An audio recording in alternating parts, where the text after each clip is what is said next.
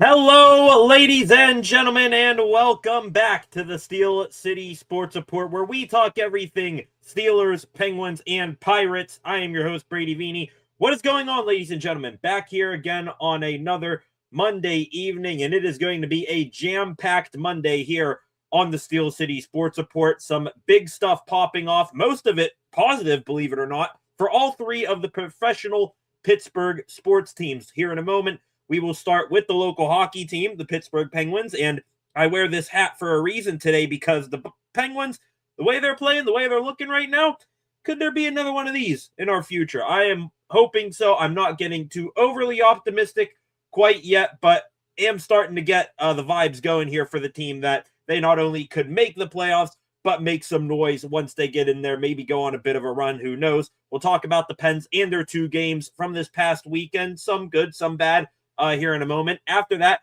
we will then get into the local baseball team right here on my chest, the Pittsburgh Pirates. Since we last spoke, 3 more preseason games for the Buccos. They have won all 3 of those games, one of which got rained out. I believe that was on Saturday. Who shined in those games, who did not, we'll talk about as well. Also, a little bit of Paul Skeens news. He officially departing from the Bucs today. He is in Arizona right now, with the rest of Team USA getting ready for the World Baseball Classic to start up here, I believe, coming up on Wednesday. They start games overseas in Japan, I believe. And then we'll get into the Pittsburgh Steelers. The NFL Combine has officially passed us by. Who all the Steelers met with at the Combine. Now, I don't have a list in front of me of who all they met, but we'll hit again on the big hitters, the big names that the Steelers met with informally, formally, in any way, shape, or form at the Combine, and try to sift through even more where this team is going to go with their first round pick and maybe their first handful of selections. Two key positions. They definitely interviewed a bunch of players. I assume that those will be the first two holes that they would like to fill this offseason. But we'll talk about the Steelers, everything going on with them, who they interviewed at the Combine, what could possibly be going on here in the next week, because we are now officially 1 week away from the tampering period opening up in NFL free agency. And then the NFL offseason will be into full swing from there. After all that, we talk about the Penguins games, the Pirates spring training, and the Steelers and what all they did at Combine. We'll get into the extra Pittsburgh sports news for the evening, talk about anything else that is on our minds, and go from there. I do, before we get going officially here tonight, do have this right here, a bit of an outlook of what's to come here this weekend on the channel. You see we're at Monday right there. Regular news stream tonight with an SCSR 60 on top of it. A live stream to be determined tomorrow. There might be one, there might not, but there probably will be an SCSR 60 tomorrow night as well. Same thing Wednesday and Thursday. And then Friday during the day, we will not have a regular live stream for Pittsburgh news like this. Instead, from around noon on Friday throughout, I mean, who the hell knows? If I had to guess, maybe somewhere around 3:30, 4 o'clock, somewhere between there, we will be covering in depth the NHL trade deadline. That deadline is at 3 p.m. on Friday. So usually we will get a few trades in the NHL leading up to Friday. Hopefully nothing too big. And then hopefully we get some fireworks going on that Friday deadline. Hope you guys come back and join me for that. Other than that, I have no clue what would be to come the rest of the day on Friday. I do know we will be live for that, noon to 3:30, 4-ish, something like that. Beyond that, I can't tell you definitively if there will be anything else on the channel. An SCSR 60 or another live stream. Could be if Paul Skeens is pitching a live stream for Team USA versus Brazil in the World Baseball Classic, but we'll cross to that bridge when we get there as the official thumbnail as well for the trade deadline coming up here on Friday. The Penguins, could they get any one of the three men on the screen? Vincent Trocheck, Pittsburgh native. Jason Robertson, best American goal-scoring winger in the NHL right now, and also another highly underrated forward who got some high potential in Robert Thomas of the St. Louis Blues. They're dangling him out there as well, so we'll get to all that on Friday. But before we get into everything we need to talk about here this evening, welcome. First off, all of you to the Steel City Sports Report. On your way in, please hit that subscribe button and turn on notifications so that you never miss a thing here on the channel. Again, like this live stream, share this live stream in the comment section. Any thoughts, questions, or opinions that you may have, get those in there. I appreciate it when you do so. Enjoy interacting with you fine folks. I already see one commenter, Concepts. He is in the house already here tonight. I'll get to your comments here in a moment, Concepts. Also, go check out the channel at Steel City SR on Facebook, Instagram, and X. And tune back in, just like I said a few moments ago, later tonight for a new edition of SCSR 60. With that, Concepts, let me get a few of your comments out of the way here, and then we'll get back into Steelers football. Trust me, we're going to start with the Penguins and Pirates here in a moment, but we'll not ignore your comments until then. Right here, Concepts.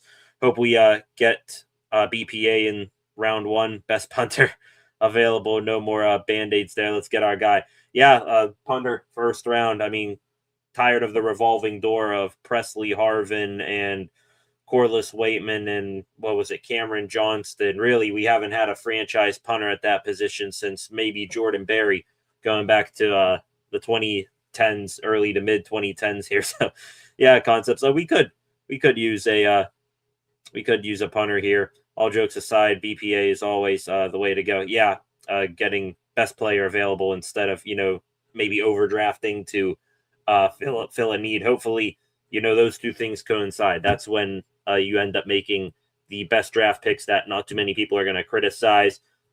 Having that best player available fall in line with your needs.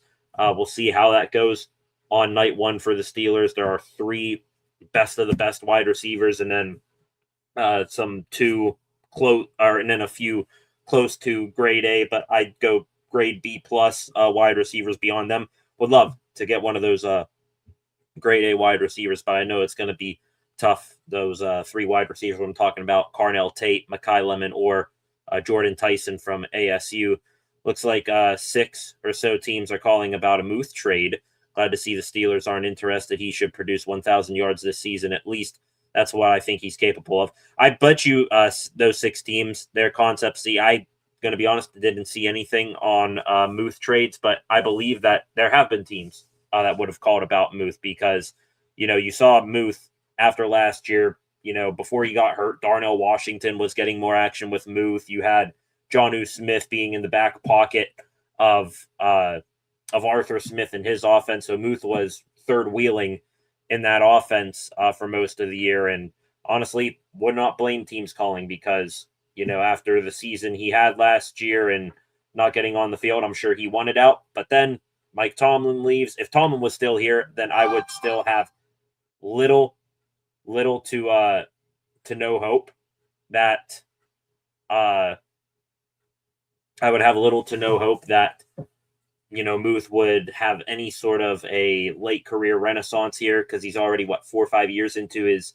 Steelers tenure. But now with McCarthy, his offense, I think it does well for tight ends. I mean, it runs through the wide receivers, but tight ends, they eat pretty well in the McCarthy offense too. And you go back when McCarthy had Dalton Schultz, and then he replaced Schultz adequately with Jake Ferguson, or at least, is that his name?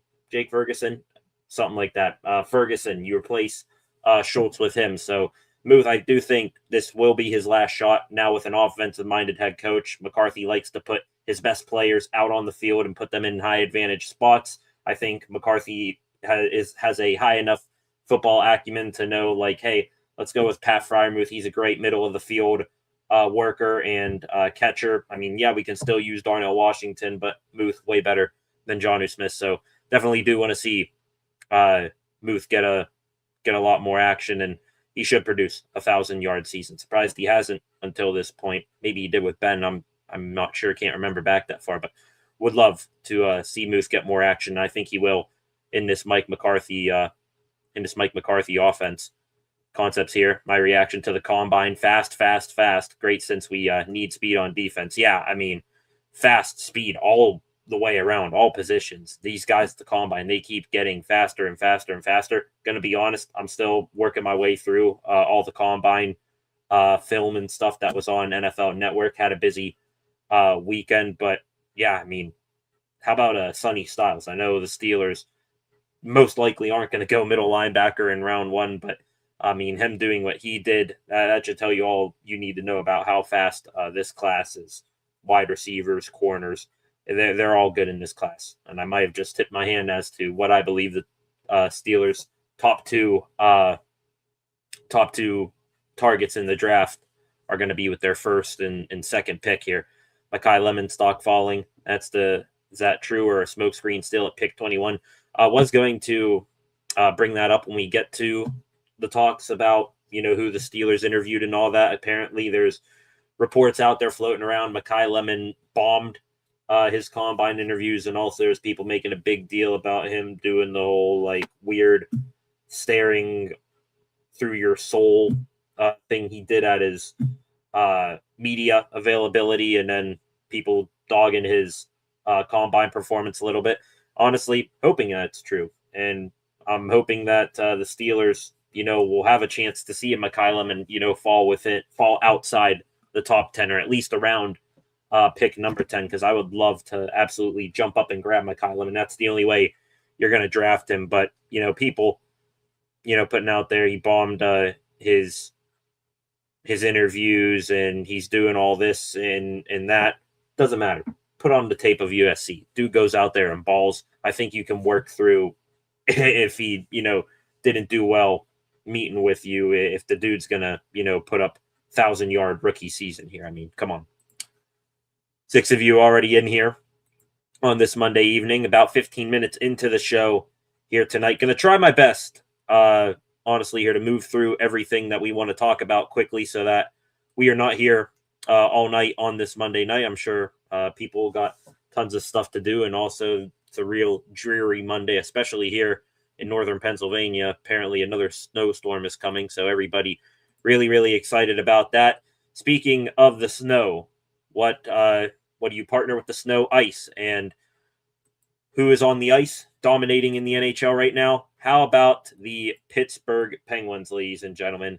2 more games since we last spoke here on Friday. The Pittsburgh Penguins have played. It was their second and third games without Sidney Crosby. He is still going to be out at least another 2.5 weeks, if I had to guess, maybe 2 if we're being optimistic here with that knee injury from the Olympics. And the Pens, dare I say, not much of a drop-off from what we've seen from them with Sid and what we've seen from them before the Olympic break. 2 games, like I said, played over the weekend. They were in New York on Saturday afternoon to take on the New York Rangers, taking on old head coach Mike Sullivan in the Rangers once again. TJ Oshie, former Washington Capital, now turned ESPN or TNT analyst, he put out there before the game, he thinks that the Penguins are going to miss the playoffs, and they're going to miss because they were without Crosby, and without Crosby, their power play will be bad. What do the Pens respond to that? About 10 minutes after Oshie uttered that phrase out of his mouth, the Penguins, few minutes into the game, maybe even just 1 minute into the game, they get an early power play. They get a goal. Anthony Mantha tips home a Chris Letang point shot. Mantha thought he contributed on the second Penguins goal as well. Pens were, I believe, on the power play again, but a Evgeny Malkin cross offensive zone sauce pass right on the stick of Brian Rust. Rust puts it back. Igor puts it past Igor Shesterkin. Goal gets called back, though. Goaltender interference. Now, if you go and you look at the replay, Mantha, does he have one skate in the blue paint? Yes. Also, does Shesterkin initiate the contact? Also, yes. And was there anything that looked like Mantha stopped Shesterkin from, being able to make that save? I don't think so. If anything, Shesterkin, he was pushing off from left to right. He actually pushed off of the skate of Anthony Mantha. He might have actually gotten more on his push off than what he initially might have had, but goal gets called back on goaltender interference. It's kind of like NFL, concepts. You'll love this. It's kind of like going back to the Jesse James catch and people asking, all right, what's a catch anymore? We've had that question in the NFL ever since that play. In the NHL anymore, their version of what's a catch, what isn't a catch is what's goaltender interference, what's not goaltender interference. I mean, the Penguins, they have been called for way more than that for goaltender interference this season, and also the refs, they haven't called much goaltender interference in favor of the Penguins so far this season, but whatever. I mean, just NHL, they need to figure it out a little bit when it comes to that. Everything's so, case-to-case subjective anymore. It was 1-0 Pens after one. Would have loved for them to have had a 2-0 lead taking into the second period, but that's not the case.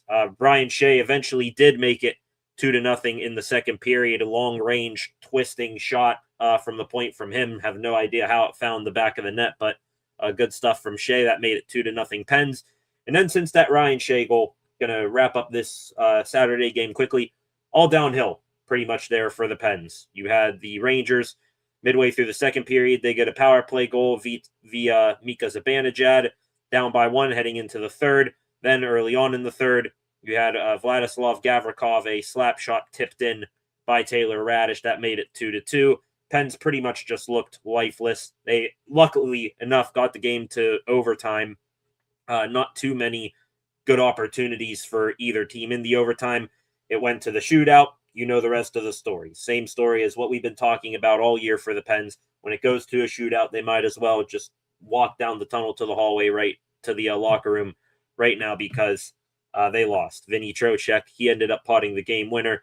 Pittsburgh native beats his hometown team, Rangers, They defeated the Penguins 3-2 on Saturday for as lifeless of most of the second and third period that the Pens played. They were lucky to just get a point, and the Pens now 1-8 in the shootout this season. They are 4-13 when a game reaches overtime. So all of those loser points right there. Hoping, praying that this doesn't come down to where it's the end of the season. Pens are, a point or two away from, competing for a playoff spot, or they're a point or two away from getting home ice advantage in the first round, because that's a lot of points left on the table. You've only been able to win 4 out of 17 opportunities when the game reaches overtime. That is a lot of points that you left on the table right there. So not really feeling good about the performance Saturday. Penguins did respond, though, on Sunday. That is the good stuff. And now, after I was just, down a little bit on the Pens for that performance and their overtime woes, now time to raise our esteem and confidence and hoping them back up.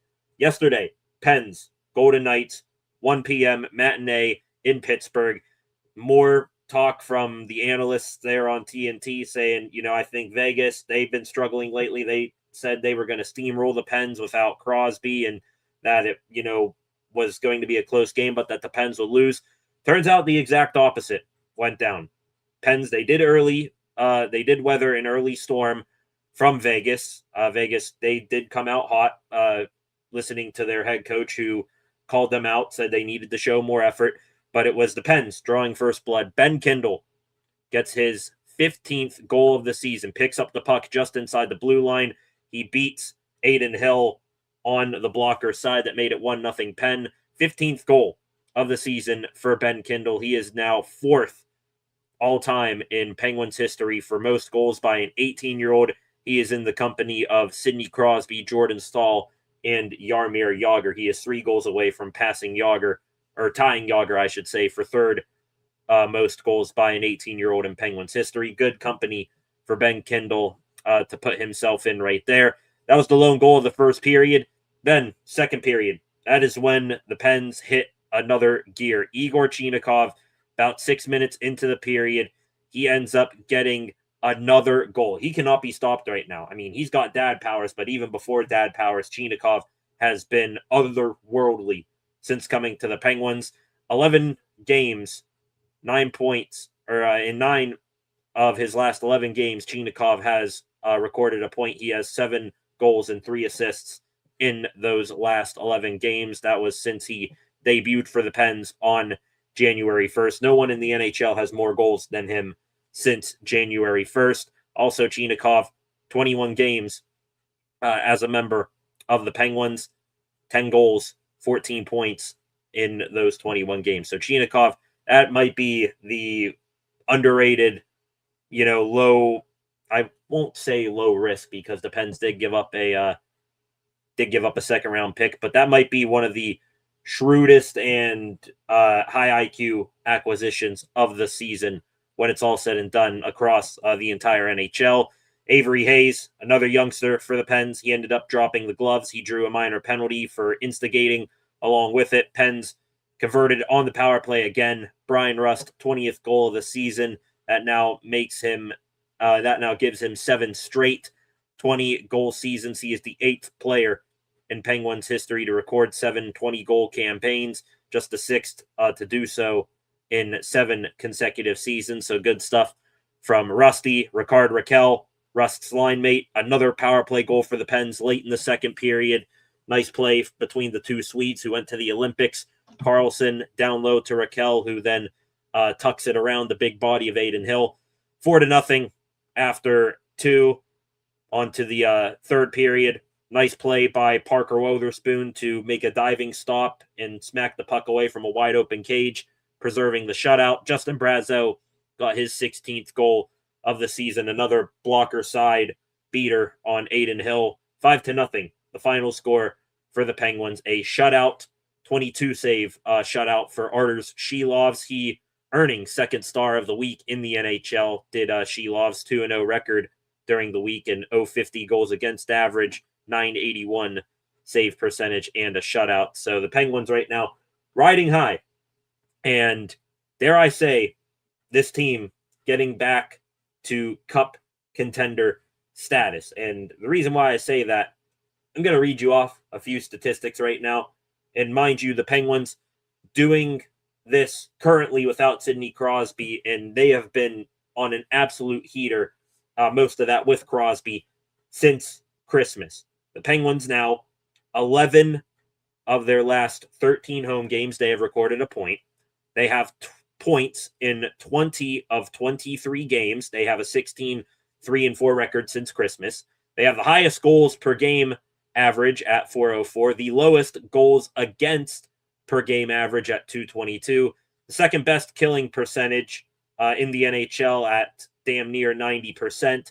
They are 2-0-1 since the Olympics. The Pens have 6 players, can't even count them all in one hand, 6 players who are already at or are pacing to score 20 or more goals this season. That's Crosby, Anthony Mantha, Brian Rust, Justin Brazeau, Ben Kindle, and Evgeny Malkin. 4 more players are on pace to score just about 20 goals. Igor Chinakhov at 19, Ricard Raquel, Connor Dewar, Tommy Novak as well. No team in the NHL has had 10, 20 goal scorers since the St. Louis Blues in 1980 and 81 season.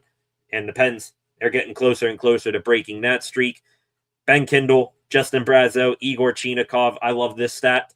All guys who, you were wondering, all right, how long are they going to be on the Pens, if they're even on the Pens at all this season? Kid was just drafted 11th overall in this previous summer's draft. Nobody thought he was going to be on the team doing this. Justin Brazeau, dude who signed a 1 or 2 year contract here, could have been flipped at the deadline. Igor Chinakhov, a dude who started his year in Columbus, was not, thought of a guy who could be on the Pens radar to acquire. Those 3, they scored yesterday. You take in those 3 plus guys like Anthony Mantha, Parker Wotherspoon, forgetting a few others I'm sure right now. 73 goals this season by players in their first year with the Penguins. That marks first in the NHL, and I'm sure it's by a lot. You're getting production from the stars still, Crosby, Malkin, Carlson. You're getting production from new guys like Kindle, Mantha, Brazeau, Chinakhov. Your fourth line, best in the league right now. They play the most amount. They play the most amount of minutes in the league, I think, by a good bit. The defense on this team, is it perfect yet? I'm hesitant to say that, but it is way better than what it was in previous years. This team shows a lot of grit and sandpaper. They're not going to, be pushed around all night. The goaltending with Shelovs and Stuart Skinner, even Tristan Jarry before he departed to Edmonton and his game fell to hell. The goaltending's been better this year. And now the Penguins. All of that combined in one season. They now have gone from, I think, less than, 2%, I think, of, or less than 8% of making the playoffs to begin the season. Now they are up over 50% to make the playoffs. As a matter of fact, they're all the way up at 89% to make the playoffs are the Penguins. 50% chance that they make the second round. And according to some betting sites, the Penguins, they have the third highest odds at 5.3% of reaching and winning the Eastern Conference and going back to the Stanley Cup playoffs. Penguins, third in the East right now in terms of betting odds to make the Stanley Cup. Unbelievable season for the Pens. That is why I'm wearing this hat today. That's why I'm saying the Penguins, they could be back on track to contend for Lord Stanley's Cup once more. It's a perfect storm season right now. And what a story it would be. A team that was, the biggest talking point around them was, all right, how many, losses do they need to have better odds for Gavin McKenna? Now, the old, the youth, the middle ground, the goaltending, the defense, the offense, all of it, special teams, all of it combining together, making a beautiful, beautiful cocktail of success and winning in Pittsburgh this season. And I don't think they're done yet. Get Sidney Crosby back here in a few weeks. Hopefully he's healthy. If the Pens, I'm praying over this, hell of a month, which is their March schedule, hoping they continue to not only stay afloat, but continue to thrive and have games like what they had against Vegas the other night. And then, get Sid back, maybe add a few people here at the trade deadline on Friday. I'm going to be totally honest, have no clue where the Pens go, what they do on Friday. They could go big game hunting for a Jason Robertson. They could make, just small acquisitions, not rock the boat too much here. But all things looking good right now for the Pens. And let's hope that they can continue doing this here, because it's been a hell of a few years for Pittsburgh sports, and the Penguins right now, they could be the team at the forefront of pulling us out of our sorrows in Pittsburgh sports right now. 7 of you in here right now. That is the Penguins and what all they did this week. Going to switch up gears here, go into baseball here in a moment. Speaking of happy times right now, or at least optimism, cautious optimism, and thinking that, the team could be successful again. We'll get into the Pittsburgh Pirates here in a moment. Back to the comment section right now. THP, what's going on? After we're done talking about the Pirates, we will get into the Pittsburgh Steelers a little bit, talk about who all they met with the Combine one last time, and maybe a look ahead to some things going on before free agency begins here. Doesn't technically begin, but the tampering period begins a week from tonight. THP here, not happy. Both our teams lost our stars, but both are winning. Stars got good win versus the Preds. Saw the Pens look nice as well. Did see that THP, that, Tyler Seguin, season-ending injury and surgery for him. That sucks. I like Tyler Seguin, the dude, honestly. And good player, too, but just fortunately hasn't been able to stay healthy, though. Crosby here. I think Pens still doing well. Stars got a good win versus the Predators. Penguins doing well. At least we are in that same boat, THP. Now, since you're here, THP, but we work out a trade. What would you like for Jason Robertson? We have all the second-round picks that your heart desires. I don't want to move off of this guy, but if you need to give an NHLer to get an NHLer, how would you feel about an Anthony Mantha?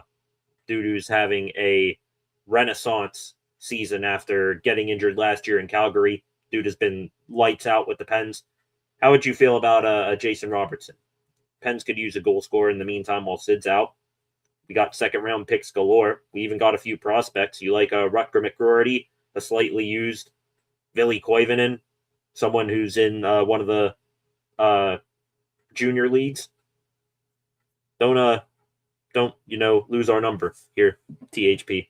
Would love to do some business with you for Jason Robertson. I know it's, unlikely to happen, but the Pens, we got the resources and the draft picks, the prospects, and the cap space, quite frankly, to make just about any move we want right now, big or small. Jonathan Harvey in here as well. Welcome, Jonathan. Evidence shows that the Pens made the right decision to move on from Sully, and with the team playing so well without Sid probably can be better off staying off the ice till playoffs. The playoffs is a stretch, but I do admit, if the team continues to play how they did this weekend, they absolutely blew the doors off of the Golden Knights. Wasn't even a competitive game aside from the first, 8 or so minutes. And then even, I'd be cool with Sid sitting out, even if they hit a bit of a rough patch, because if they can even lose, if they look horrid like the way they did for the back half of that game against the Rangers, and they still got a point at the end of it, I'll take that. If that is your worst of worst days for the Pens, at least, I hate leaving points on the table in overtime and shootouts here, but at least they got a point in an absolutely abysmal effort at the end of the game. If that's their worst, I'm cool with that. Anything else above that, I'm going to be extremely happy with as well. But you're right. I mean, moving on from Sully, just the stark difference between those two teams this year. It's unbelievable. The Rangers and the Pens, where they are. Rangers still have Panarin, Zibanejad, Trocheck, JT Miller, Adam Fox, Igor Shesterkin. They gave big money to Vladislav Gavrikov. They still had Alexei Lafreniere. They bring in the Stanley Cup winning head coach Mike Sullivan, and they just look like shells of themselves. And yeah, I'm saying that even though we lost to them. I mean, just absolutely abysmal looking team right now. And the Penguins, first time head coach, roster that on paper was, bottom 10, maybe bottom 5 in the league. Crazy saying that with Malkin and Crosby and Letang and Carlson on the team. And then, yeah, just would not have thought going back 6 months that these two teams would be in their positions. I would have flipped them had you told me to, hey, put together the the standings right now in the Metropolitan Division. But hey, we're here for it. But agreed, Sid right now, Pens keep playing the way they are. They even lose the way they did. They suck, but they still get a point, and they blow out the Vegas Golden Knights. Sid, he can take his time, take those 2.5, 3, even 4 weeks, but would like to get Sid back for at least a few weeks, maybe a week or two before playoffs here. Don't want him to, all of a sudden take the bubble wrap off of him and throw him out there in a highly physical, highly high speed, playoff game here. It's been a while for Sid and Gino and Tanger too. Let's not forget that here. But love that comment there. Jonathan just came off of talking about the Pens. That's what Jonathan's comment there was about. Want to switch gears now. Let's go to the local baseball team. From the ice rink to the ball field diamond. The Pittsburgh Pirates, since we last spoke, ladies and gentlemen, they had, I believe, 3 preseason spring training games and success in all 3 of them, to say the least. They were taking on the Houston Astros back on Saturday. It was Mike Burrows who was traded by the Bucs this offseason to the Astros as a part of the Brandon Lau, Jake Mangum deal. He pitched against his old club. I believe he took on Braxton Ashcraft. Good start for Ashcraft. I believe his first start was, but Ashcraft, second start of the spring, 3 shutout innings for him, had a walk and 2 strikeouts on 38 pitches, only allowed just 1 hit. O'Neal Cruz got the Bucs on the board in that game. I believe the Astros ended up going up 1-0 in the 5th inning. Cruz, top of the 5th inning, home run. Game was not on TV. Both of the weekend games were not on TV, so we resulted to the radio and internet sources to know what was going on. But sounds like Cruz crushed it. 368-foot home run, 106 off the bat down the right field line. The pitch on the MLB pitch tracker, a changeup middle that Cruz, I think, just absolutely pimped out. So good stuff from Cruz.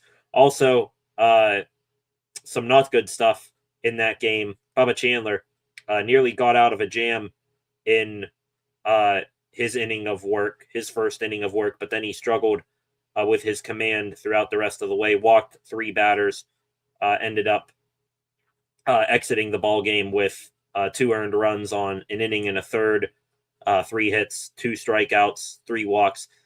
Don't want to be the guy, but Chandler didn't have a good showing in his first look this spring training, first couple looks, if he had more than one. And then that as well from Bubba on Saturday. Control and locating in the strike zone. That was one of his issues in the minor leagues. As a matter of fact, that's what he was doing when he got called up. He had a good start to his minor league campaign last year. Then after it was, thought to be time for him to get called up, Bucs kept him down there for another month or so. Struggled with his control. Now those control issues, they're popping up here in spring training. So I know it's early, and I still have faith that Bubba is going to figure things out here, but there's all this talk, still is, about, who's the Pirates' 5th guy in the rotation going to be.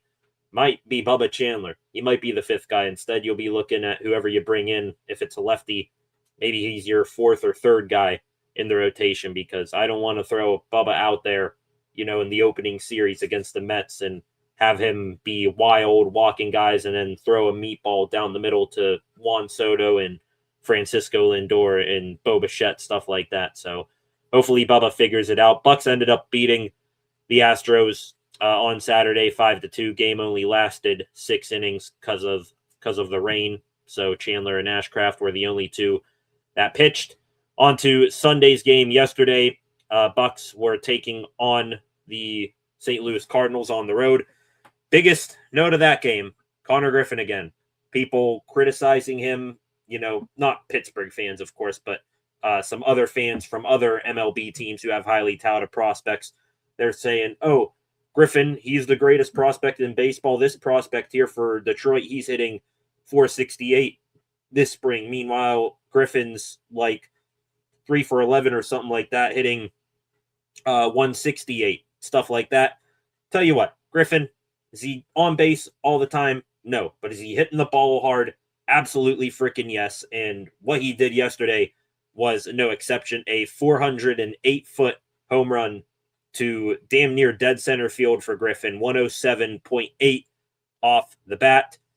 Might not be reflecting in the counting statistics here, but by eye test alone, Griffin, even when he's getting out, he is smoking the ball. Right now, he is still playing well and still very, very much the top prospect in all of baseball. 3 home runs on the spring training campaign now for Griffin.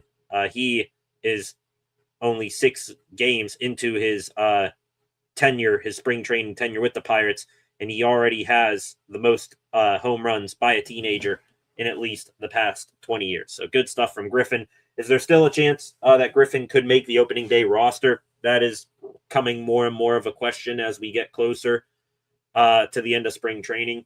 Mainly just hearing this from local reporters. You got reporters who are saying they'd be shocked if Griffin doesn't make the spring training roster. You got, I think, most of the guys going 50-50. You got another guy who, another reporter who says he doesn't think Griffin's going to start in the bigs, that the Pirates want him to start in AAA for a month or two at least. So will Griffin be up there? Who knows? I'm going to be honest. Griffin, would I be cool if he started in AAA? Yes. One condition, though.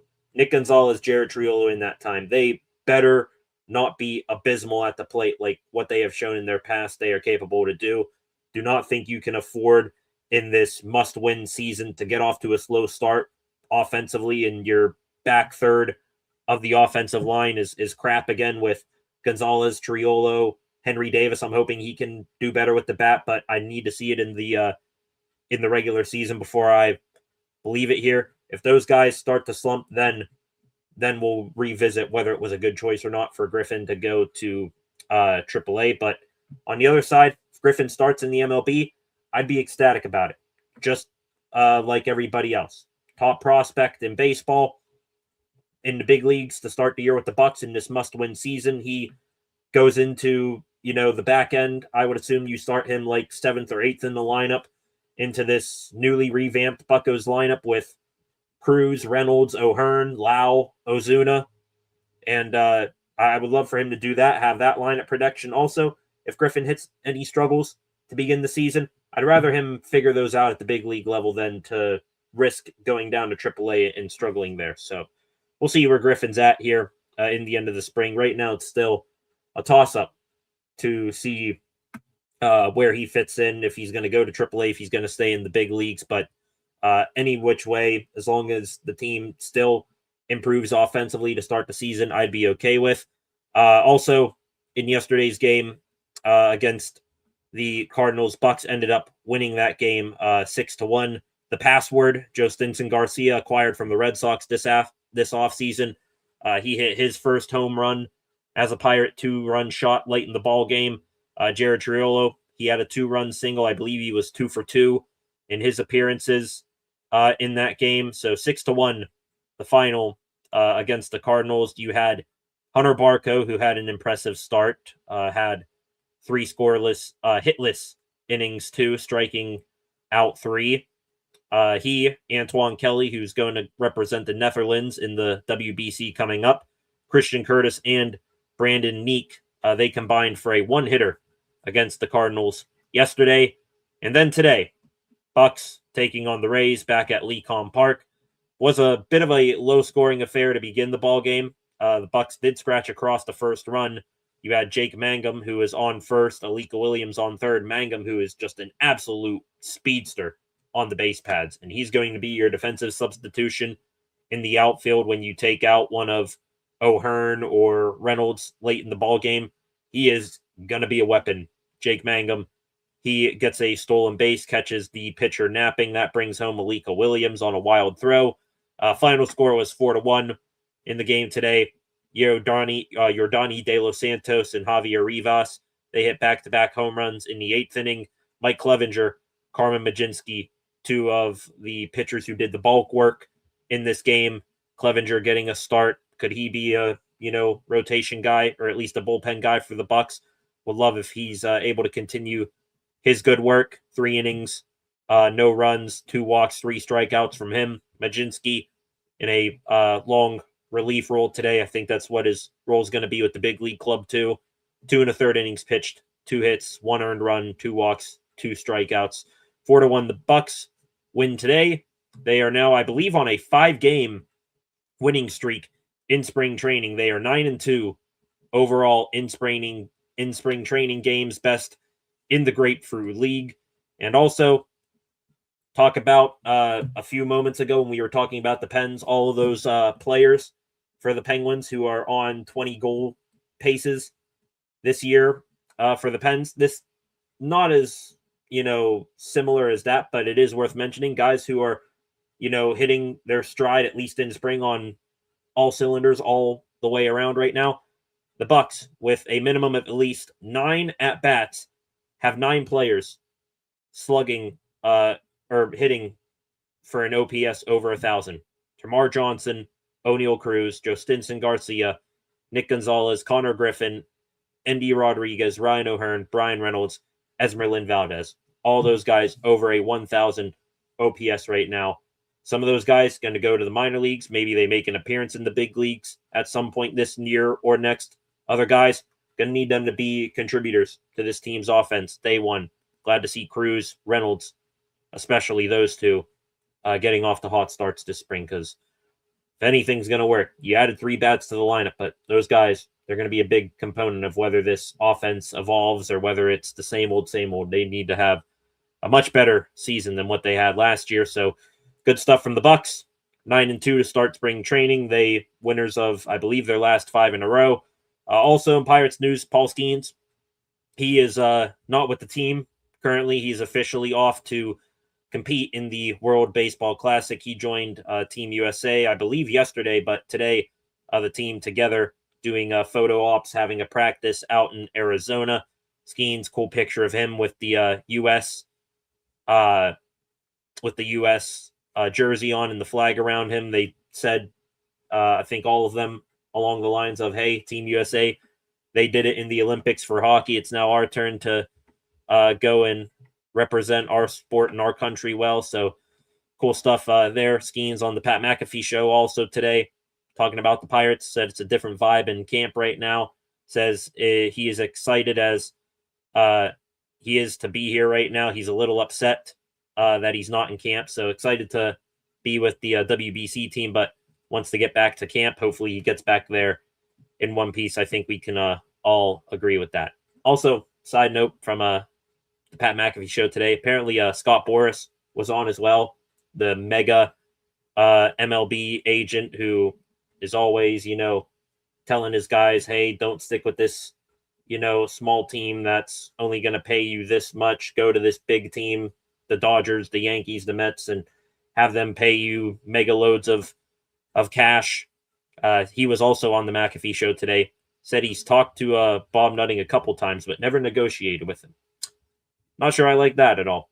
Nutting was at the Bucs game today, actually, but never negotiated with only the biggest player agent in the MLB right now.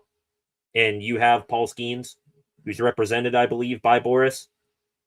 All of a sudden, you're going to maybe go into negotiations with the biggest agent, never have negotiated with him before, and you're going to be negotiating over the best pitcher in baseball right now.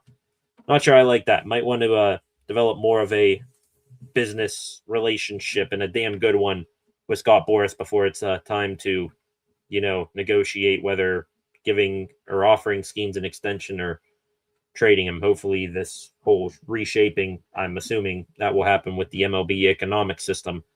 Hoping that gives the Bucs more of a chance to, keep guys like Skeens and, overcome the incompetence and stupidity still of owners like Bob Nutting. 8 of you in here on this Monday evening. Glad to have you here. Back to the comment section here just for a moment, and then we will get into some Pittsburgh Steelers talk, and then after that, extra Pittsburgh sports news to wrap up the show. Craig Werlow in here. Welcome, Craig. I think the Pens will make a few moves. Also, I guess Edmonton made a move, sending a 2028 second-round pick to Chicago for right-handed defenseman Connor Murphy. So that is that's a trade that probably just went down as we were just getting live here tonight. Let me go here to Twitter. That should pop up, I would assume, in my feed. Let's see here. We actually do have some new baseball, World Baseball Classic news. Talking baseball here. Logan Webb, Tarek Skubal, Paul Skeens, and Nolan McLean will be Team USA's starters for the first 4 games of the WBC. That is per Bob Nightingale. Does that come with what dates they are going to be pitching here? Is that like in order? Because USA, their first actual 2 games of the round robin play in this tournament. It's against Brazil on Friday, and then they take on another team Saturday. If that's in order, then does that mean Webb and Skubal pitch Friday, Saturday? We'll have to wait and see. Also, I saw Skubal. He's only going to pitch 55 pitches in his 1 start with the WBC team, with Team USA. So I have no idea how they are going to move through that here. See here, looking if there's any of that trade you were talking about there, Craig. I believe in you. Connor Murphy definitely was one of those guys who was rumored to be on the move. There it is. Connor Murphy, 50% of his salary retained by Chicago. He goes to Edmonton for a 2028 second-round pick. 50% retained does not shock me whatsoever because Edmonton, they are slammed up tight against the cap, and now add in Murphy on top of that. Not much room for them to make a move there, the Edmonton Oilers, and they need some goaltending help because Tristan Jarry, yeesh. They got the Tristan Jarry that we knew for most of his tenure here in Pittsburgh, and it has been ugly and more ugly on top of that for Tristan Jarry. We'll see if they end up replacing Jars or not at the deadline here. Back into the comments section here. Appreciate that comment, Craig, and that notification of that trade. Maybe that's what my phone was buzzing about here. I think I have notifications on for ESPN when a trade is getting made. No idea. Let's go here. Jonathan Harvey. Hope the Pirates showing their true selves in spring training, 9-2, and not question mark. Just a mirage, not just a mirage. This team can't stay a scrub with Skeens and the additions around this time. Agree wholeheartedly with that statement. And I know it's very true, that first part of your comment there, hoping that it's real and not just a mirage. Because spring training, it won't be the first time. Let's say Bucs doing what they're doing in spring training right now wouldn't be the first time where you would see guys who are struggling, like Bubba Chandler, go into the regular season and then start dominating, and then guys who are doing well in spring training, like O'Neal Cruz is hitting the cover off the ball right now, doing well against left-handers. So it wouldn't be any surprise that he would fall back to his old form and struggling at the plate. So spring training, it is, I think, maybe the most out of all the professional sports preseasons where you can see what's going on and it can do a complete 180 in the regular season. So I'm hoping, like you just said, that it is their true selves there, Jonathan. Craig here. We'll wait to see what the Pirates do in the regular season before I get excited. Many years of disappointment. Agreed there, but offseason did warrant some excitement. Bringing in O'Hearn, Lau, Ozuna. There's even still the possibility of a Connor Griffin extension on the way as well. Still a chance they could add another pitcher to the rotation via free agency, a lefty one at that. Been a fan of them since 1976. Yeah, you were just a child there, Craig, when this team last had any good vibes around them, winning vibes too, playoff success. So I don't blame you for being still in, what is it? Don't want to say optimistic pessimist. I think those are two stark contrasts right there, but it is pretty much what it is. Optimistic pessimists. That's what Pirates fans are right now. Also agree with that wholeheartedly. Boris will destroy Pirates management when it comes to his client. Yeah, Boris, he's a good agent. He gets his guys money, but he is the biggest take a dump on small market teams. He might be, pounding the gavel, leading the charge just as much as the players to keep the current MLB economic system intact. It's going to take a lot to get a salary cap here. So we'll see if what happens in 2027 here, if that gives the Pirates any better of a shot to keep Skeens. And that would only be the beginning of the battle when you're negotiating with a guy like Boris. Flacco here, coming in here. Welcome, Flacco. Dad, same as you. Welcome, everybody. Do you see teams calling about Move? Glad the Steelers. You guys talking there. Love Move. Want to be a Steeler for a long time. Really hope for more this season. Move, he's never going to have a chance to finally blossom. He's come close to being a blossoming flower. You have to go all the way back to, the final year of Big Ben. Muth had a pretty good season there. Ever since, it's been steady, not steep, but steady downhill trajectory for Muth. Now with McCarthy, let's see if we can get him one last shot here to get his feet under him with the Steelers. All right, 9 of you in here now on this Monday. We're nearly an hour into the show here today. Switching gears one last time before we get into the extra Pittsburgh sports news for the day. And we now know who the Steelers met with, for the most part, at the NFL Combine. The Combine wrapped up yesterday with offensive linemen doing their drills. Also, quarterbacks, wide receivers, running backs. They went on Saturday. Who all did the Steelers meet with at the NFL Combine? Two positions in particular they were really, really in on. That is for sure. Don't have, like I said at the beginning of the show, don't have a list here in front of me of who all they met. There's been many different lists out there. One list will have the Steelers meeting with one guy, another list won't. But just looking overall, sounds like wide receiver and corner indeed are the top 2 positions that the Steelers are looking for in this draft.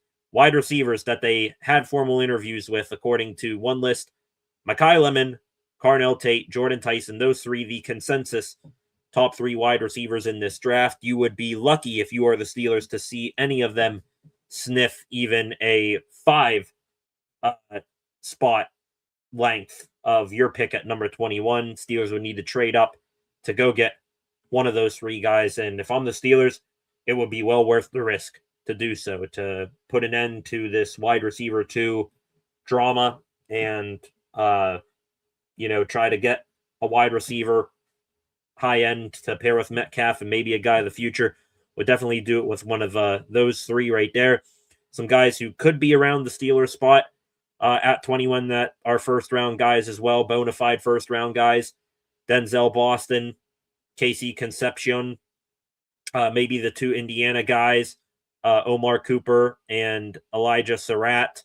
You got some day 2 guys, possibly Zachariah Branch, Malachi Fields, Antonio Williams. I would love to get one of those first 2 guys I just said there in that span. Zachariah Branch from Georgia, great after the catch dude. Malachi Fields, very, very good out of Notre Dame. He absolutely torched my Pitt Panthers. Antonio Williams, Jeremy Bernard out of Alabama. Keep that name in mind. If the Steelers do have serious interest in drafting Ty Simpson in the first round, might be best to pair him up with a buddy, Jeremy Bernard, in the second or third round. Some other guys Steelers met with, wide receivers, Deshaun Stribling, friends with Nick Herbig and Roman Wilson, Caden Wetjen, return man from Iowa. Believe there was Ted Hurst as well, another guy. Couple of informal interviews. Deion Burks, who I like out of Oklahoma. Kevin Coleman from Mizzou. Wide receivers. There was out of the 40, somewhere between 46 to 50 guys I'd say that the Steelers met, somewhere in that span. Don't have a definitive number. 15 of those at least were wide receivers. So that puts that priority number one, it looks like, on the Steelers list. Priority number two, corner. The full list, don't have a full list of corners, but the big names, Monsieur Delane from LSU, going to be the first corner off the board. Doubt he falls outside the top 10. Two excellent Tennessee corners, Colton Hood and who's the other guy here? Just had him. Colton Hood and McCoy, his name. Forget his first name here. Colton Hood and McCoy from Tennessee. Avion Terrell, brother of the other Terrell with Atlanta. He out of Clemson. He got interviewed by the Steelers. Keith Abney, Brandon Siss, Arizona State, South Carolina. Keontae Scott from Miami. D'Angelo Pons from Indiana. Probably be an excellent slot corner for this team. Hezekiah Massis from Cal. Dalen Everett, Georgia.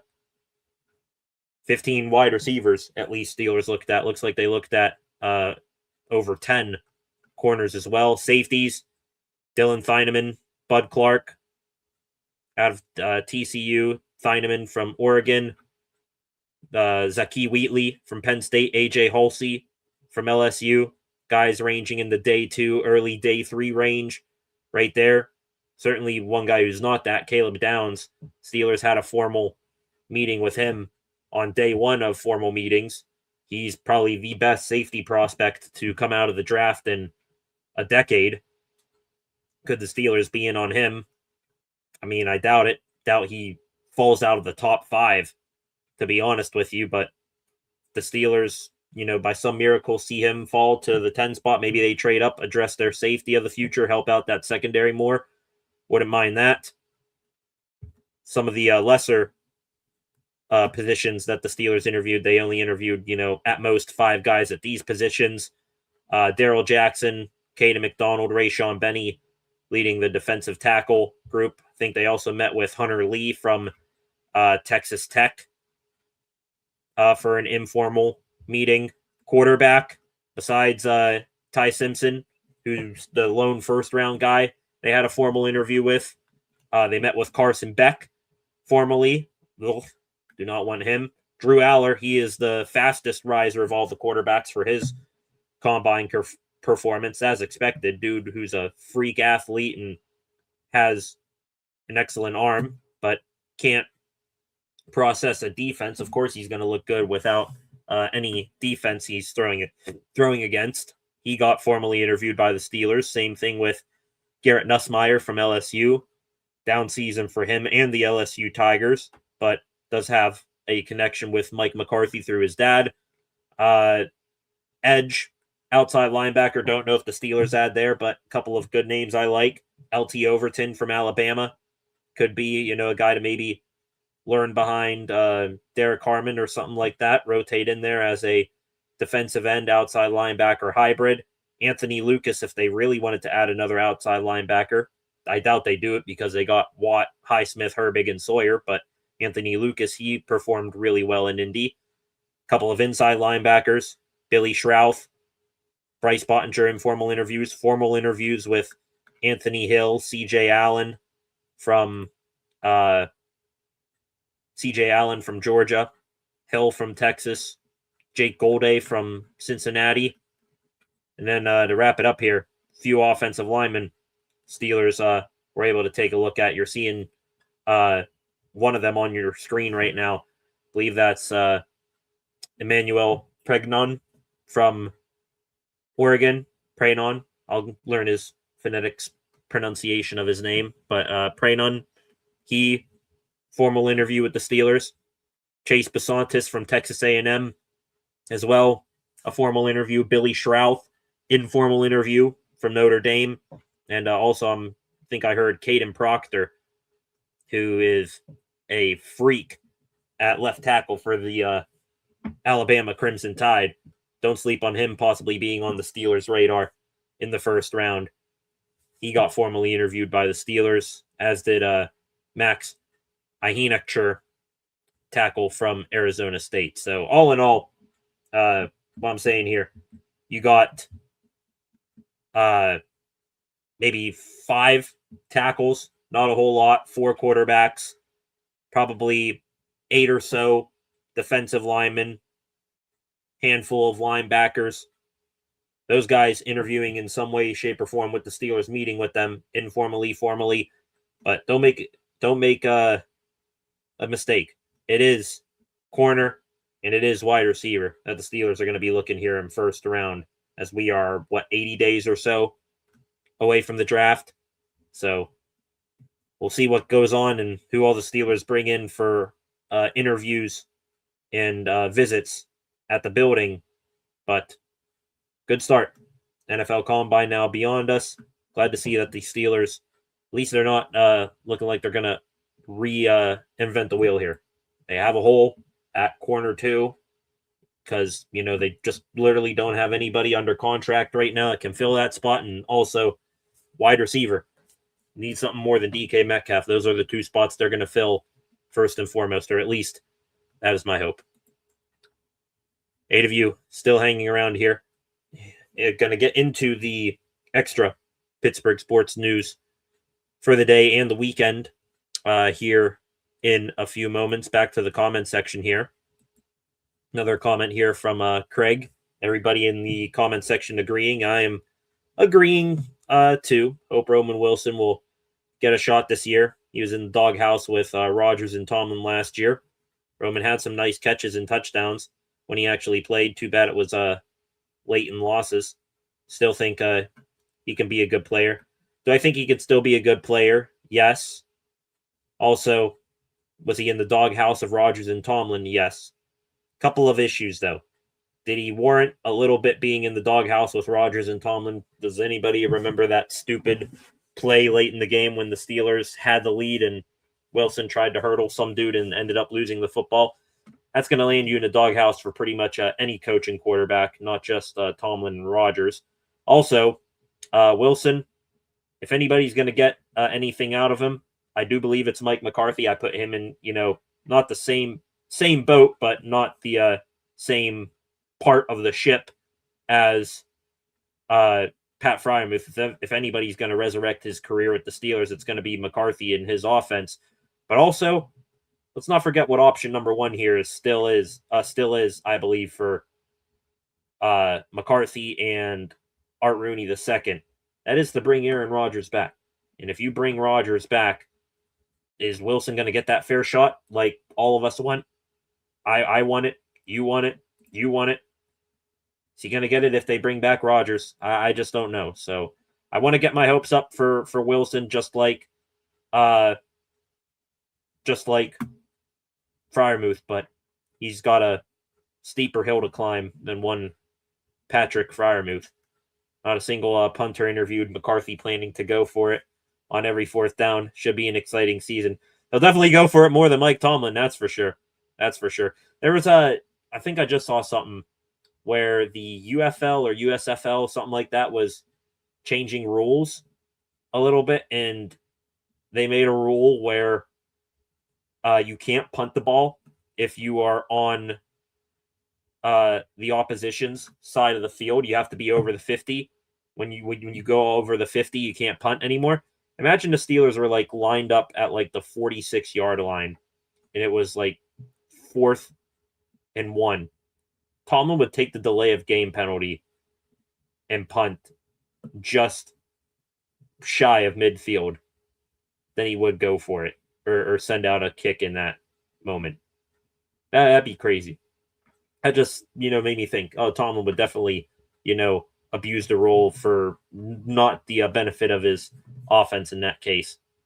But yeah, I mean, McCarthy, I think he's going to put a whole lot more trust in his offense. Just like, will he put as much trust in his offense as Tomlin put in his defense? No, but will he put trust in them more to go for it on fourth down? I do agree with that. Craig here. Wilson signed a 3 or 4 year deal. Roman Wilson, I assume you're talking about there. Wilson, this will be his third year of his rookie deal. And then not this upcoming season, next season after that, it will be a final year of his contract. But, I mean, hey, if he's ever going to have a breakout year, might be time to do it here in his third year because after that, he's going to be hunting for a big boy contract. And I'm sure he would rather be doing that than, hopping on to a team's practice squad or something like that. Concepts here. JPJ remembers the hurdle versus the Colts.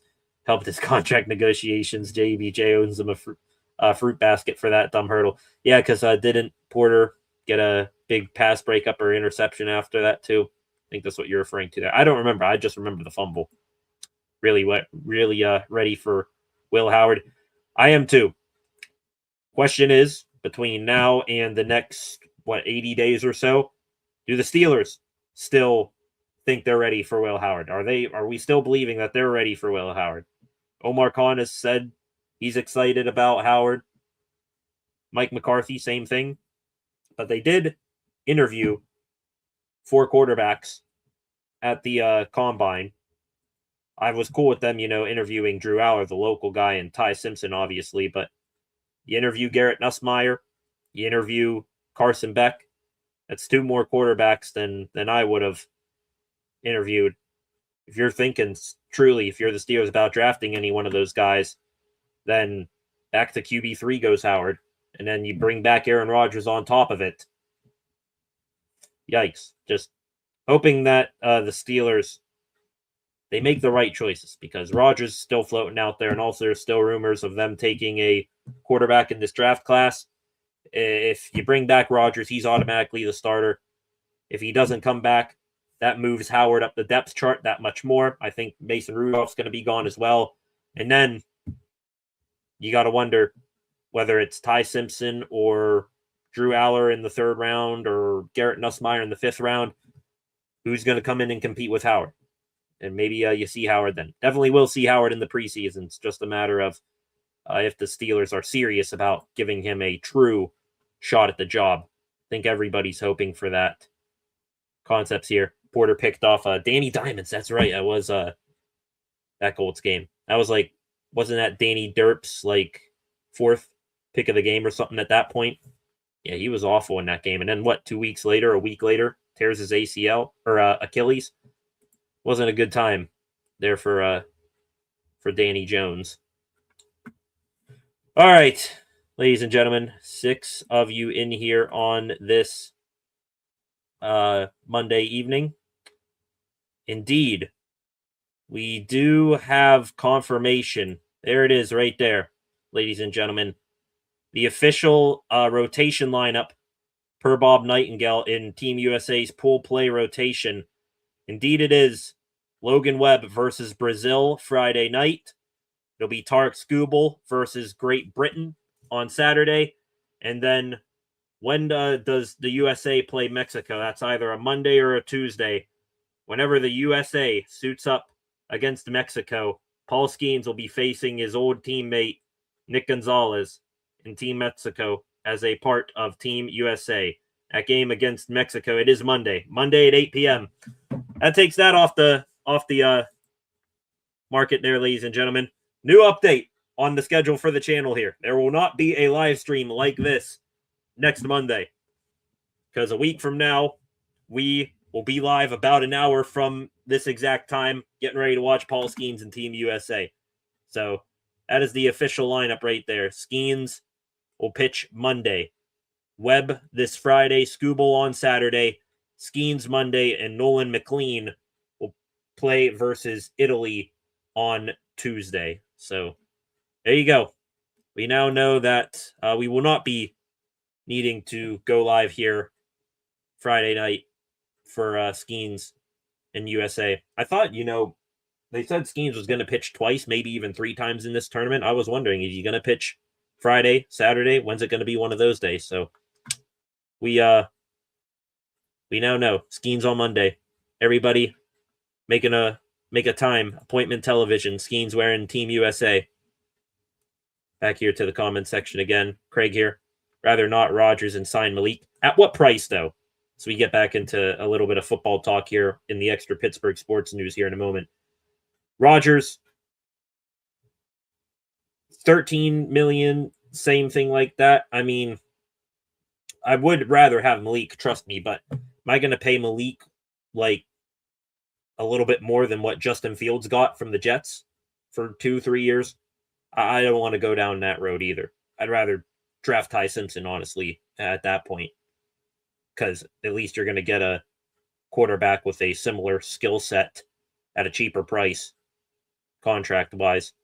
Danny Derp, Watt with the sack, forced fumble recovery, all in the same play. I think, yeah, that was a day for the defense. Also, wasn't that the Kyle Duggar redemption day where he dropped an easy interception and then he got one late in the game? Maybe even it was a pick six, something like that. That was a good day for the defense, but it was the same thing as a part of the same story of a bad season for the Pittsburgh Steelers, ending in playoff blowout disappointment. All right, ladies and gentlemen, on to the extra Pittsburgh sports news for the day here. Back into football here. You just mentioned Craig a moment ago, Aaron Rodgers or Malik Willis. Let's go to another quarterback here. Happy birthday today. Couldn't imagine starting off talking about the Steelers in any other way. Happy birthday to the legendary 7, Ben Roethlisberger. Love you, 7. Miss you, 7. I think all of Steelers Nation agrees with that. Still waiting to find someone that could do a fraction of what you did for the black and gold. Speaking of the Steelers, tons of moves going on that are either directly affecting or could affect the Pittsburgh Steelers over the past few days. Today, Steelers, they officially announced they are planning to release offensive tackle Calvin Anderson. He had a season-ending knee injury during the season. That'll free up $2 million in cap space for the Steelers. That will give them approximately $42 million in cap space for moves this offseason. So we'll see how the Steelers plan to use that money. Anderson also kind of knew there was little chance he would be coming back. I mean, you had Dylan Cook, who did well filling in at left tackle to end the season. I'm sure the Steelers may be intrigued by bringing back Andres Pete as a guy who's got that guard tackle versatility. Broderick Jones, yes, serious neck injury, but still on the team. If he's got a chance to play, he's going to play over Calvin Anderson, and maybe even the Steelers use a draft pick at offensive lineman. So Anderson, he will be gone. Best of luck in his future endeavors. Also, who could be gone, there was a report out from, I believe, Mike Florio of Football Talk. He was talking about Kenneth Gainwell. Gainwell could be the first player since Neil O'Donnell to win MVP for his team and then immediately depart in free agency. Apparently, Gainwell will be testing the market according to Jerry Dulac. And the Steelers, I'm sure they have a contract and a set price in their mind for Kenny G, but it only takes one team to throw a boatload of cash his way, and then probably not going to have a realistic competitive offer of getting Kenny G back. So keep an eye on Gainwell over the next week or so before the tampering period. Also going on around the league right now that could affect the Steelers. The Detroit Lions, they made a trade today. I'm sure everybody knew about it. David Montgomery, knuckles to Jahmyr Gibbs' Sonic.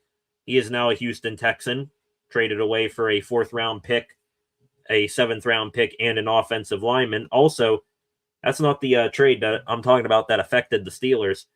The Texans also traded right tackle Titus Howard to the Cleveland Browns for a 5th-round pick. And with that acquisition. The Browns are signing Howard to a 3-year, $63 million extension. So big move there for the Browns. The Browns, their entire offensive line, left to right, 5 starters, all 5 free agents could be departing. At least they brought back one guy in a trade to fill that need. Titus Howard will now be blocking TJ Watt, Nick Herbig, and Jack Sawyer for 3 more years as a part of the Cleveland Brownies. The Cincinnati Bengals, they also made an addition to their line. Well, it's actually a re-addition. They agreed to a contract extension with Dalton Reisner. Remember him? Dalton Reisner joined a team midway through the season. Steelers were thought to be in the market for a Reisner to, help replace an injured Isaac Seumalo or, take over the reins for a Mason McCormick. Instead, he signed with the Bengals, and now he's staying there on an extension. And the last 2 things here going on in the NFL, former Steeler defensive tackle Javon Hargrave, he will be released by the Minnesota Vikings, freeing up $11 million in cap space for them. Would not be opposed to bringing back a Javon Hargrave. Keanu Benton showed flashes again, still waiting for the full package for him at defensive tackle. If the Steelers, aren't going to plan on drafting defensive tackle super high in the draft, Javon Hargrave, reuniting with him, he can, rotate in there with Benton and Y.A. Black at nose tackle. I'd be okay with it. Steelers haven't found a replacement for him, a long-term answer at nose tackle since he left. Might as well have him come back for a year or 2. Plug that hole until you attack D-line early on in the draft again. And also, mentioned Steelers could be going after a corner in the first round of the draft. If they don't, could we be in the market for another veteran opposite Joey Porter Jr.? I mean, hopefully this guy would be better than the likes of Darius Slay and Patrick Peterson, but Marshawn Lattimore, he's going to get released by the Washington Commanders, per reports. Could he maybe be a patch make guy opposite Peasy Jr. again?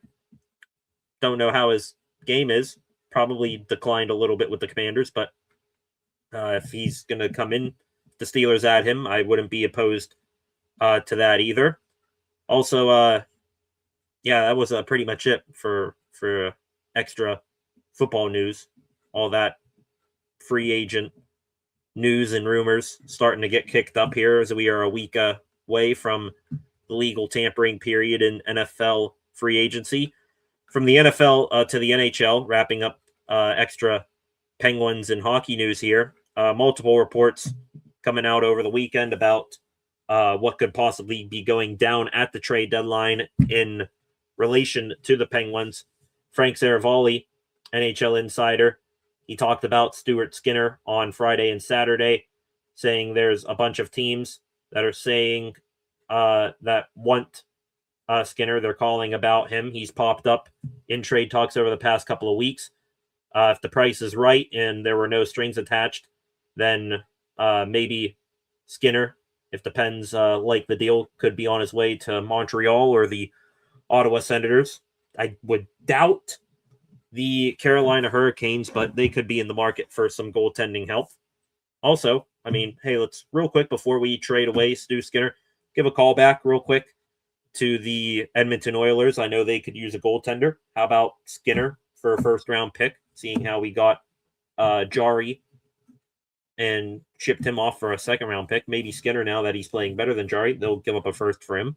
I joke, and kid, of course.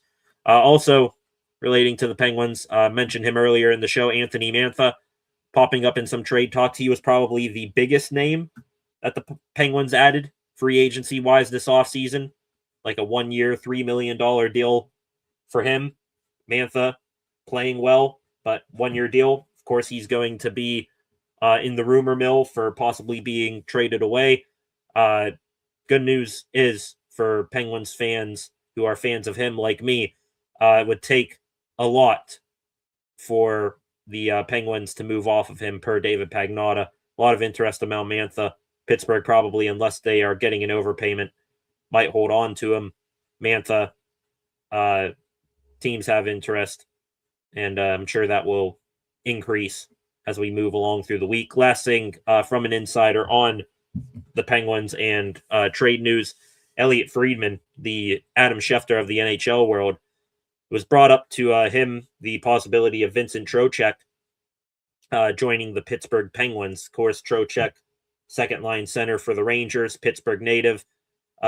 Friedman on him possibly being moved to the Pens. He's obviously from there. I think he'd be a great roster fit there.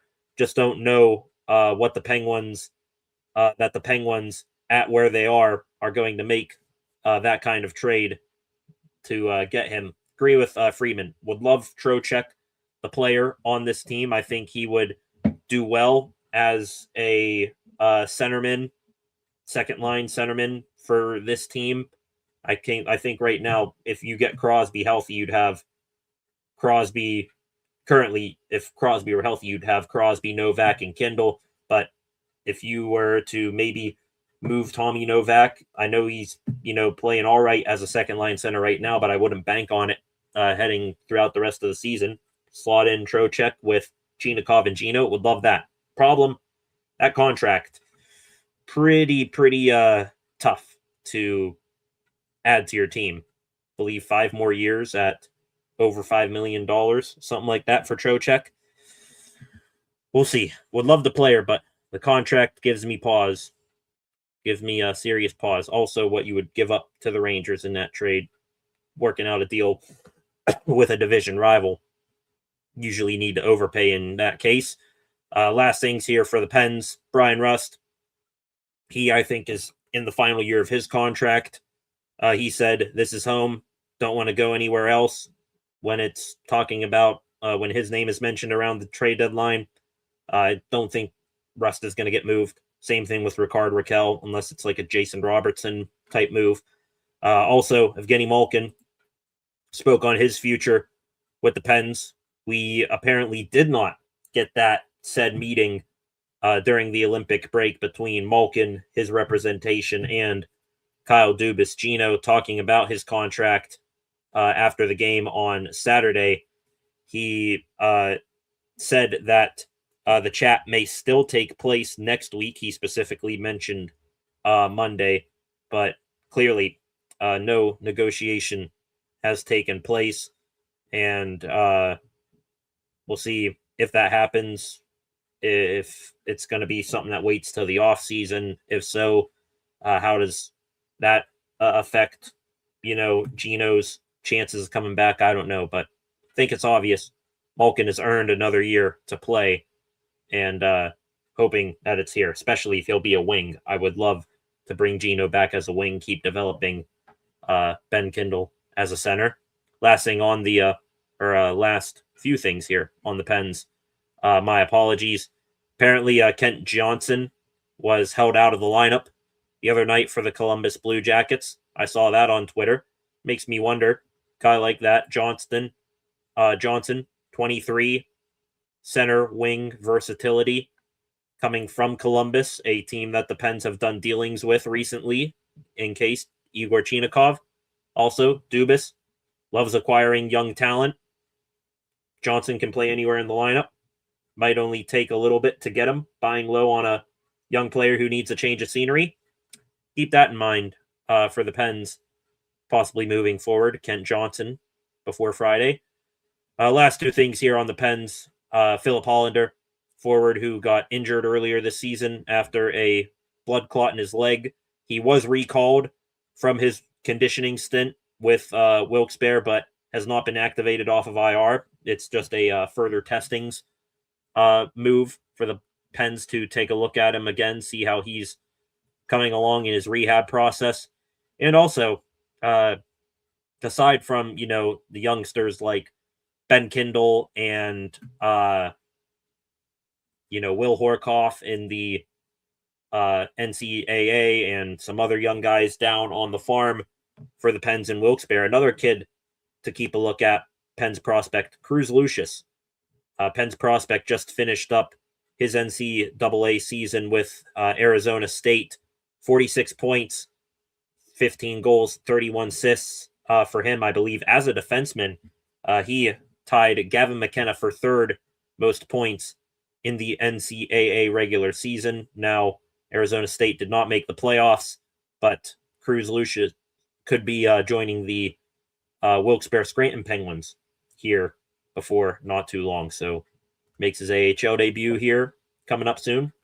Maybe after that, he then becomes a Penguin, makes his debut at some point late this season, next season, something like that. We'll see how that works out.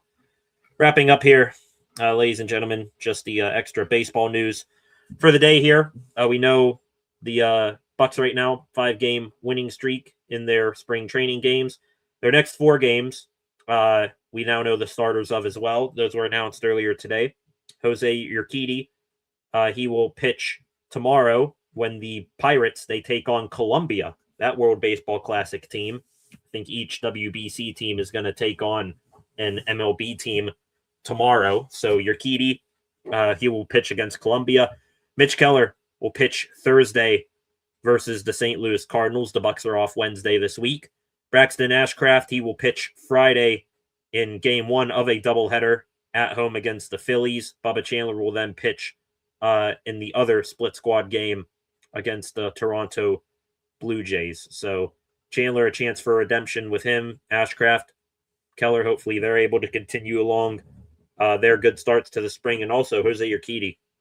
I think right now he is in the lead for guys currently on roster fighting for that 5th rotation spot, but still want to see a little bit more from him if we're being honest here. Team USA baseball, any news surrounding them we'll cover as well here on the channel for the next week or so as they move through the tournament, kind of like how we did with Team USA hockey in the Olympics. Ryan Yarbrough from the New York Yankees, he is now on the team, replacing Joe Ryan, who suffered an injury. So Yarbrough is now on Team USA with Skeens and Judge and a lot of them. Starling Marte, former Buck, he is officially on the move. He signing before Andrew McCutchen this spring. He is signing a 1-year deal with the Kansas City Royals. Good luck to Marte. Speaking of Andrew McCutchen, there's apparently a 16-year-old outfield product named Andrew McCutchen. Bucs could do the funniest thing ever by maybe drafting that kid someday. And the last thing here on baseball for the day, the MLB today announcing that its annual spring breakout game will now become a tournament in 2027 and 2028, where only where that game, the spring breakout game, MLB teams featuring its best prospects, instead of it being one game, it will now be a tournament. So maybe the Bucs can officially show their farm club superiority. We don't need to resort to online rankings and stuff like that. All right, ladies and gentlemen, I think that will just about wrap it up here on this Monday. Last few comments here from Craig today. NFL insiders reported it could be between 20 and 30 million for Malik. If we're leaning towards 20, I said yes. 30, but anything beyond that, it's going to be a no for me. As much as I like Malik Williams here, not going to pay him anything a penny over $30 million per season. Concepts here would trust Malik a little more if his one good game was against a better defense than the Ravens. Like him until I hear he may get more than Darnold. Could be worth the risk, though. No, not going to give him anything worth what Sam Darnold got. At least Darnold put together a good season and a half, combining his time with San Fran and Minnesota. That got him that payday. And he also has the pedigree of a former, 3rd overall pick. Willis, nowhere near the resume or draft capital invested in him as Sam Darnold. So I'm not going to give him anything near that, even though I'm sure a team could, because Darnold going from free agent to Super Bowl champion, it'll do wonders for other free agent quarterbacks, because then they're in negotiations going to be like, hey, I could be the next Sam Darnold. So concepts here. I think the Steelers are waiting on Jonnu in hopes of a late pick swap trade. Surprised he's still here, to be honest. Maybe it's also something about they need to wait a certain time before they release him to save the most amount of money as possible.